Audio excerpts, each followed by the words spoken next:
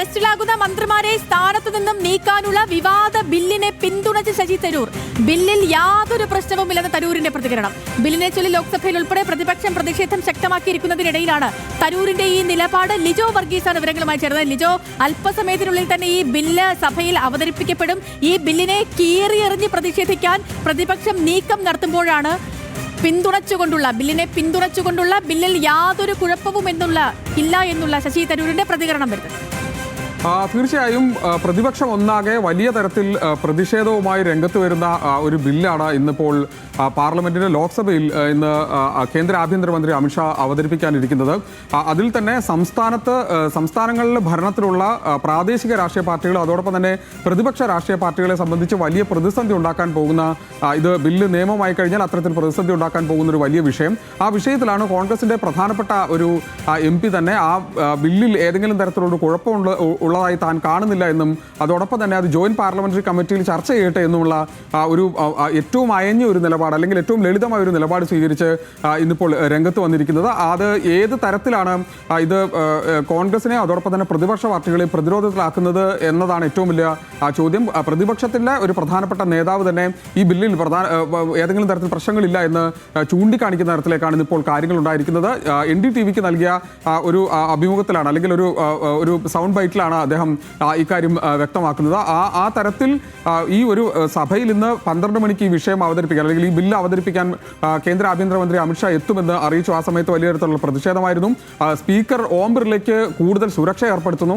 ആ തരത്തിൽ വളരെ ശക്തമായ ഒരു നീക്കം പ്രതിപക്ഷത്തിന്റെ ഭാഗത്തുനിന്നുണ്ടാകുന്നു. സമാനമായി തന്നെ പ്രതിരോധത്തിന് സർക്കാരും അതോടൊപ്പം തന്നെ ഭരണപക്ഷ MPമാരും തയ്യാറെടുക്കുന്നതിനിടയിലാണ് ഇപ്പോൾ കോൺഗ്രസിന്റെ MP പ്രതിപക്ഷ നിരയിൽ തന്നെയുള്ള പ്രമുഖനായ തലയെടുപ്പുള്ള ഒരു നേതാവ് ഈ ബില്ലിൽ ഏതെങ്കിലും തരത്തിൽ പ്രശ്നങ്ങളില്ല എന്ന് ചൂണ്ടിക്കാണിച്ച് രംഗത്ത് വരുന്നത് എന്നുള്ളതാണ്. ഈ ശശി തരൂരിലേക്ക് വരികയാണെങ്കിൽ ഇതിപ്പോ ആദ്യമായിട്ടല്ലല്ലോ ശശി തരൂർ ഇങ്ങനത്തെ ഒരു നിലപാടിലേക്ക് പോകുന്നു. ഇപ്പം കേന്ദ്ര സർക്കാർ കൊണ്ടുവരുന്ന ഓപ്പറേഷൻ സിന്ധൂർ എടുക്കാം, അതിനുശേഷം നടന്ന കാര്യങ്ങളൊക്കെയും എടുക്കാം.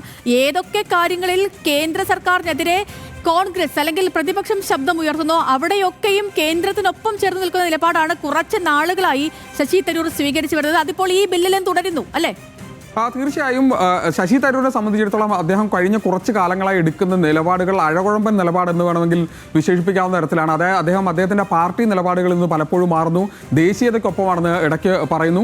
ചിലപ്പോൾ തിരിച്ചു വന്ന് ഞാൻ കോൺഗ്രസിൻ്റെ നിലപാട് പറയുന്നു. അങ്ങനെ പലതരത്തിലാണ് നിലപാടുകൾ അദ്ദേഹം സ്വീകരിക്കാറുള്ളത്. കാരണം ഓപ്പറേഷൻ സിന്ധൂറിൻ്റെ കാര്യത്തിൽ പൂർണ്ണമായും സർക്കാരിനെ പിന്തുണയ്ക്കുകയും കോൺഗ്രസ് പാർട്ടിയെയും പ്രതിപക്ഷത്തെയും ഒന്നാകെ ഇരുട്ടിൽ നിർത്തുന്ന തരത്തിലുള്ള പ്രതികരണം അദ്ദേഹത്തിൻ്റെ ഭാഗത്തുനിന്നുണ്ടാകുന്നു. അദ്ദേഹം ഒരുപക്ഷെ മോദി സർക്കാരിൻ്റെ ഒരു മന്ത്രി എന്ന നിലയ്ക്ക് അല്ലെങ്കിൽ അതോടൊപ്പം ഒരു ഭരണകക്ഷി MP എന്ന നിലക്കാണ് അദ്ദേഹത്തിൻ്റെ പ്രതികരണങ്ങളുണ്ടായത്. അതിനുശേഷം തെരഞ്ഞെടുപ്പ് കമ്മീഷനുമായി ബന്ധപ്പെട്ട് വോട്ട് ചോരിയുമായി ബന്ധപ്പെട്ട വിഷയത്തിൽ അദ്ദേഹം നേരെ മലക്ക പറഞ്ഞ് അതൊരു പ്രതിപക്ഷത്തിനൊപ്പം നിൽക്കുകയും കോൺഗ്രസ് പാർട്ടിയുടെ നിലപാടിനൊപ്പം നിൽക്കുകയും ചെയ്യുന്നത് കണ്ടു. ഇന്നിപ്പോൾ വീണ്ടും മറ്റൊരു ബില്ല് പ്രതിപക്ഷ പാർട്ടികളെ പൂർണ്ണമായും തകർക്കാൻ ശേഷിയുള്ള ഒരു ആയുധം എന്ന നിലയ്ക്ക് തന്നെ സർക്കാർ ഉപയോഗപ്പെടുത്തുമെന്ന് പ്രതിപക്ഷം ആരോപിക്കുന്ന ഒരു ബില്ല് വരുന്നു. ആ ബില്ലിൽ പക്ഷേ ഒരു പ്രതിപക്ഷത്തിൻ്റെ സ്വരമല്ല ഇന്നിപ്പോൾ ശശി തരൂരിനുള്ളത്. അദ്ദേഹം ഭരണപക്ഷത്തിന് വാദിക്കാൻ കഴിയുന്ന അല്ലെങ്കിൽ ചൂണ്ടിക്കാണിക്കാൻ കഴിയുന്ന തരത്തിലേക്ക് അതിനെ മാറ്റിയെടുക്കുന്നു എന്നുള്ളതാണ്.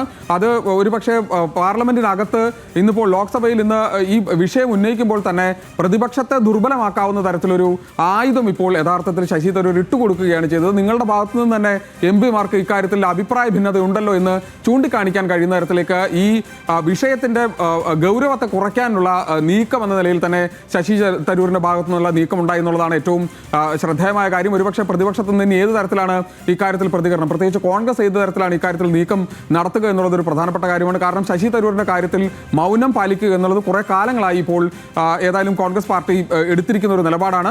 അത് ഓരോ തവണയും പക്ഷേ വളരെ ഗുരുതരമായ ആഘാതം പാർട്ടിക്കുള്ളിൽ ഉണ്ടാക്കുന്ന തരത്തിലാണ് അദ്ദേഹത്തിന്റെ പ്രതികരണങ്ങൾ ഉണ്ടാകുന്നത്.